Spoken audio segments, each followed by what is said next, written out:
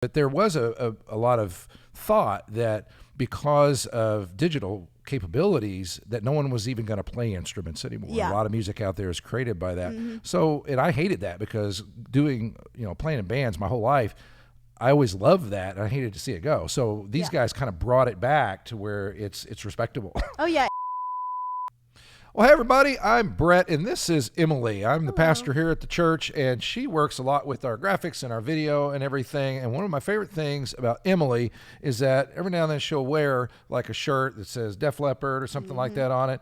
And I know that's a thing, and where, like, my wife does this. She has a Pink Floyd Dark Side of the Moon t-shirt that she's never listened to that album, wouldn't like it if she did listen to it. I never will enough, but it's a cool shirt. So cynically, I once asked Emily, okay, you got to fess up. Is the t-shirt just because you think it's a cool t-shirt, you listen to music? And what did you say? I definitely listen to music. Definitely listens to the music, which really encouraged me because she's just 23 years old and she's listening to music that has actual instruments in it and everything. So that's why she's here. So we found that we both like Greta Van Fleet, but you like them. Well, you don't like them more than I do, but you just know a lot more about them. So tell us a little bit about Greta Van Fleet, what I need to know because I've heard them a few times. So they are a, I guess, modern day rock and roll band. Right. And the cool thing about them is, like, if you look at the bigger picture, all of their albums are essentially like one big journey because they'll like refer back to other songs from different albums. And the cool thing is if you like look at their album art, so their very first album, From the Fires, is like these people sitting around a fire in the woods. And then their next album, Anthem of the Peaceful Army, you can see part of the album cover from the first album in the background of that, kind of showing that they're going on this long journey. And so their most recent album, Battle at Garden's Gate, is essentially they've arrived at the gates of this place that they've been on this journey to get to. Okay. And so they're going through this battle. And then the most recent album that comes out in July, Starcatcher, is essentially the gates have opened. And they're continuing on this journey. And the cool thing about the song that we're going to react to is it's the second to last song on the album, which basically sets it up as like this is what they've been kind of waiting for. Like they've been going on this journey to get to this point, to meet this master, this like higher power. Wow, so they've been planning this out the whole time. Okay, okay. Which is so really... a friend of mine once upon a time when they first came out, he sent me a link.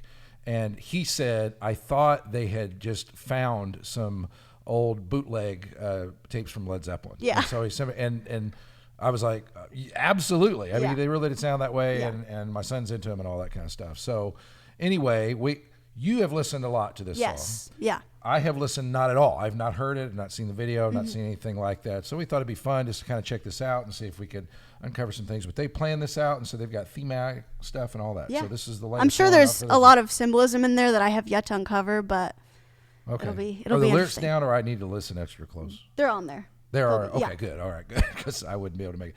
And I have gotten in trouble for because I naturally listen to instruments more than lyrics. I do. You can This be a is little my bit style. more lenient with them because that's what kind of they're known for is their guitars and drums and stuff like that. Like all real men bands. Yeah, all exactly. Women, true rock bands. Okay, so all right, here we go.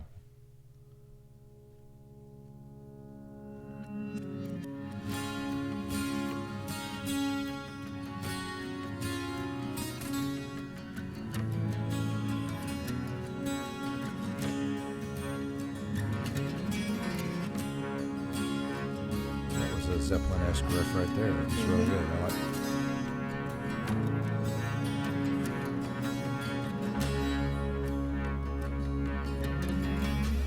What a day to meet the master.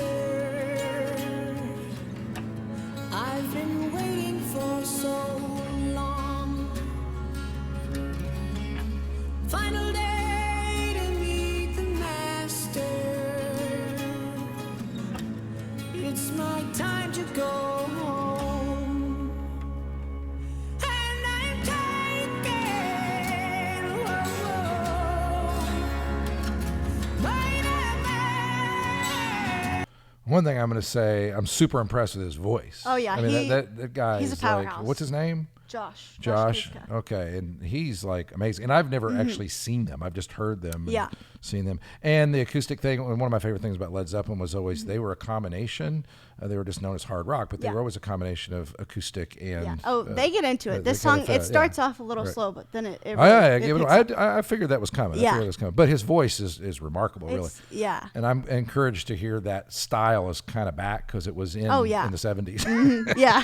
when I was growing up.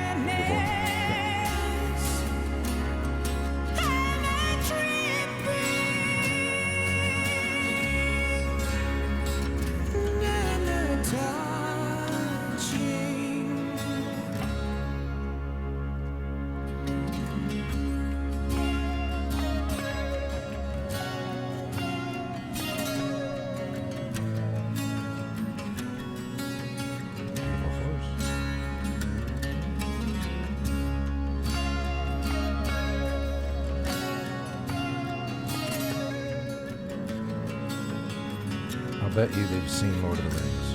I'm just going to say that. What a day to travel faster.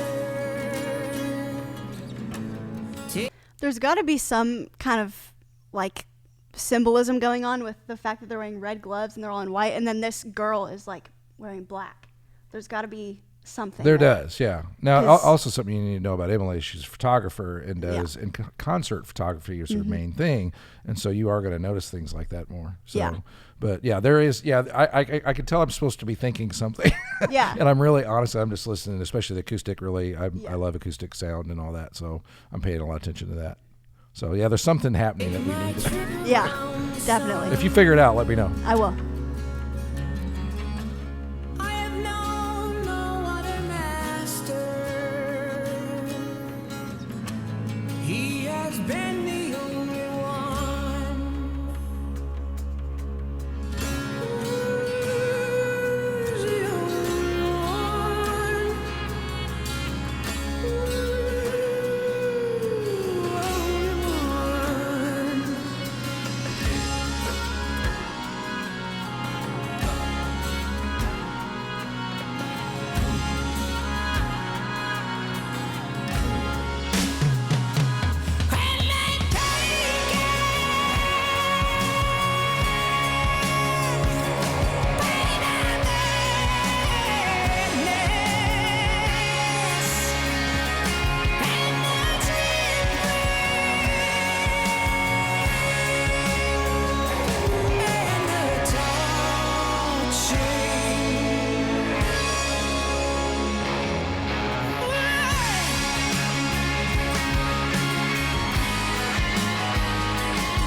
I just realized something. So the four of them are around the fire, and there's a fifth person there, which is the exact same thing on the cover of their very first album cover. There's four people standing around a fire, and there's a fifth person. And that's what this is. So they tend to reference back a lot to their older stuff and kind of hide it, and people will find it. Like Greta Van Fleet fans, like, because they love to be like super cryptic in the way they do things. They don't just like hand it to you. And so like people love to find stuff like this. Well, sure. Okay, so that is a thing. People Yeah. are kind of searching out there because the video is obviously super artistic. Oh, I mean, yeah. I love that part. But, Yeah. and also, I do kid around about real bands that use real instruments, but there was a lot of thought that because of digital capabilities that no one was even going to play instruments anymore. Yeah. A lot of music out there is created by that.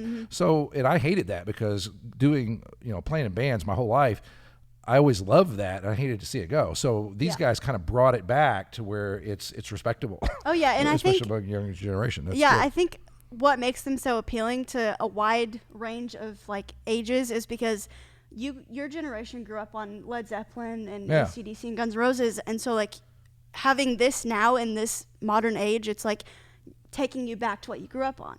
Yeah. And for people my age, it's like, oh, we've never, we didn't get to grow up with Led Zeppelin or anything like that. So it's like introducing us to something that's new and exciting. Yeah, but So I and you think- think of it that way rather than why isn't it electronic or Right. why isn't it hip hop or something like that. That's great.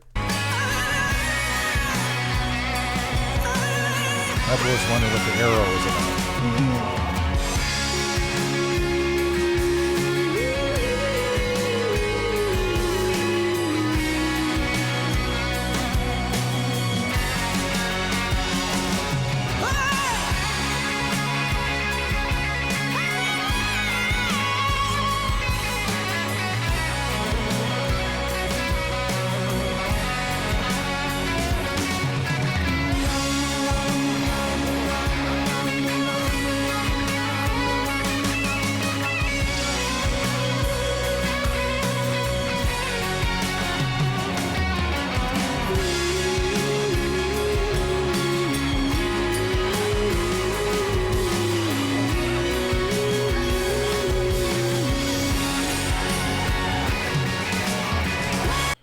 before it ends? Do you have it figured out, or?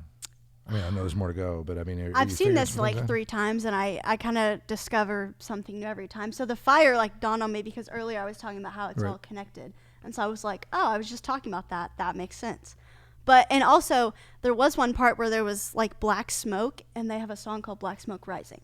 Oh, okay. See. Yeah. So I mean, they hide little things like that in there. And well, that's cool to know that they do string things together that way. Yeah. You know, the Zeppelins of the world and all that, they did that on an album, but they didn't do it from album to album to album. I don't think they planned out. I think they were doing too many drugs to think that clearly. So that's the downside of those bands. Yeah. And speaking of, though, like the lead guitar player there, he plays very much like it was in the 70s. It's almost...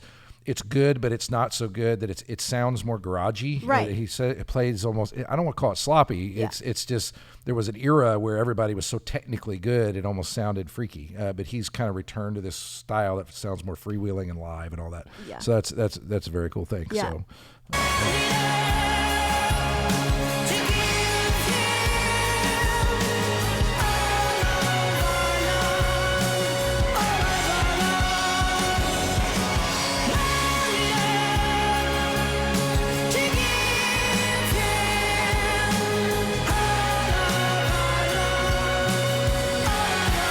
Okay, so obviously we're a Christian channel. I'm a pastor and everything. Yeah. Okay, so throughout this, you could easily interpret it as I've only lived for one master, and we're going to give him all our 100%. love, and all this. It sounds very Christianized. Now, Yeah. I'm presuming that they're not necessarily a Christian band. I don't know anything about their background or what they believe in or whatever. And he may be talking about something just the opposite, but it sounds that way. I mean, I don't think I'm reading into that. Yeah, right? and like I mean, they kind of set it up to where like it's a story, and so it's not like they're not like pinpointing a specific religion per se, but they leave it open to where if you want it to be about God, it could be about God. Yeah. Like it's just one of Is those. that true about a lot of their stuff? Yeah, well, they actually reference Christianity in their Battle at Garden's Gate album because they have a song called Stardust Chords, and they say even sinners go to break the bread and drink the wine.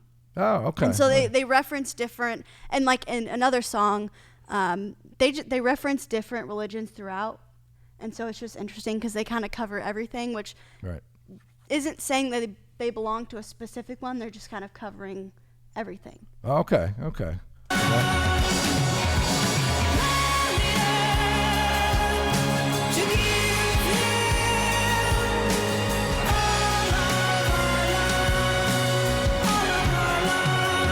mean, that looks like he's doing a worship song. It's like- Yeah.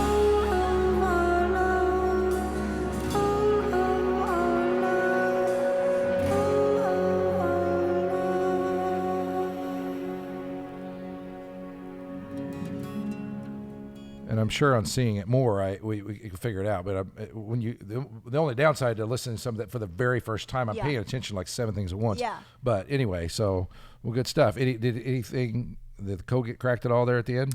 I don't know, because in one of their songs they do mention like a horse and like saying like she rides off at dawn and like stuff like that. So I feel like there's like little hidden things in here that like reference them, but I haven't like I'm sure there's some sort of bigger connection to it all. Okay, that's awesome. And if you've got insight into that, put it in the comments. Thanks for joining us. Again, we'll bring Emily back. We'll look some more Greta Van Fleet, so we can check that out. Yeah, for sure. Thanks a lot. See you.